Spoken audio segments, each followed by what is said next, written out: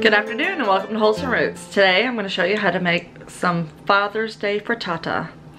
Normally I would have some tomatoes and greens from the garden to add to this, but today I do not have those, so I am doing without.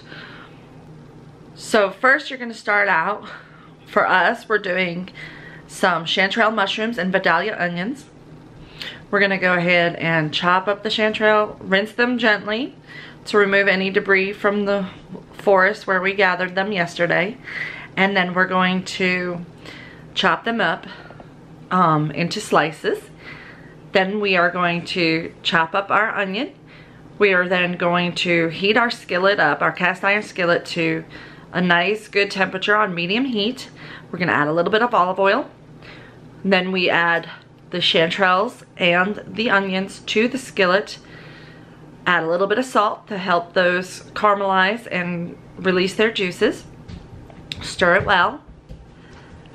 Then we add some chopped garlic, fresh from our garden. Then we're going to take whatever fresh herbs you have or like to add to the dish, and we're going to chop those up finely and have those ready to add.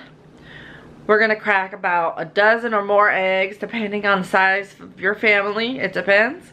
And whisk that together to make scrambled eggs, basically, from that in a bowl, not cooked. And then we are taking our homemade goat's milk mozzarella and chopping it up. You can also shred cheese. Any kind of cheese can be used, so it's really versatile. Also, if you do not want to use olive oil, you can use grass-fed butter or other types of butter or coconut oil, depending on your preferences. Then you're going to heat your deep skillet up on the burner, on the stove. You're gonna heat it up to a high temperature, add some olive oil to the pan, and turn off the heat once you have it smoking hot. Then you're going to pour in the scrambled eggs and then quickly add in all of the other ingredients. So this can be the mushrooms, onions, and garlic, the herbs, the tomatoes and greens if you have them. I love some spinach or kale in a frittata chopped up nice. Add those now, and you don't stir the bottom layer. So the reason why you heated up your pan is to get a nice little crust on the bottom.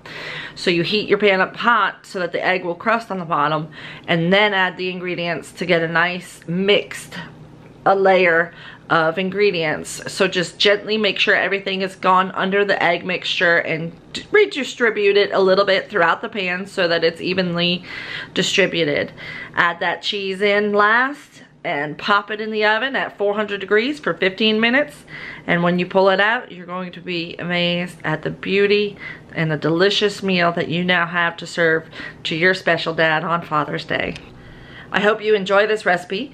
Please feel free to make alterations, add different things. It's basically like when you go to make an omelet. There's many different variations that you can do. You can do some chopped ham or some crumbled bacon added to it, would be very nice as well.